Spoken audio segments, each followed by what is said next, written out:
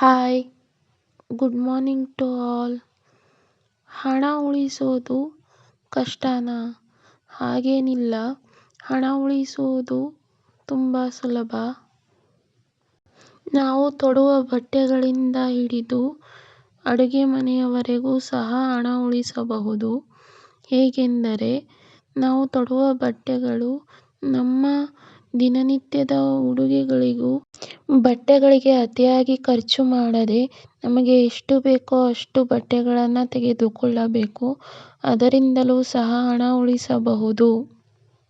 ನಾವು ಮಾಡುವ ಅಡುಗೆಗಳಿಂದಲೂ ಅಚ್ಚುಕಟ್ಟಾಗಿ ಎಷ್ಟು ಬೇಕೋ ಅಷ್ಟು ಅಡುಗೆಯನ್ನು ಮಾಡಿಕೊಂಡು ಸಹ ಹಣವನ್ನು ಉಳಿಸಬಹುದು. ಅಂದರೆ ಮೀಲ್ ಪ್ರಿಪ್ರೇಷನ್, ಯಾವ ಟೈಮಿಗೆ ಯಾವ ರೀತಿಯ ಅಡುಗೆಯನ್ನು ಮಾಡಬೇಕು ಎನ್ನುವುದರಿಂದ ಸಹ ನಾವು ಹಣವನ್ನು ಉಳಿಸಬಹುದು.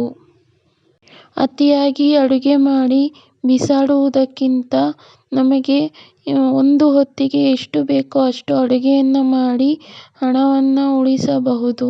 ಇದರಿಂದಲೂ ಸಹ ಹಣ ಉಳಿಸಲು ಸಾಧ್ಯವಾಗುತ್ತದೆ. ಆದ್ದರಿಂದ ಅಡುಗೆ ಮನೆಯಲ್ಲಿ ಎಷ್ಟು ಬೇಕೋ ಅಷ್ಟು ದಿನಸಿ ಸಾಮಾನುಗಳನ್ನು ಲಿಸ್ಟ್ ಮಾಡಿ ಇಟ್ಟುಕೊಂಡು ಅದನ್ನು ಉಪಯೋಗಿಸುವುದರಿಂದಲೂ ಸಹ ಹಣವನ್ನು ಉಳಿಸಬಹುದು. ಇದರಿಂದಲೂ ಸಹ ತಿಂಗಳ ಗ್ರಾಸರಿಯಲ್ಲಿ ಹಣ ಉಳಿತಾಯವಾಗುತ್ತದೆ.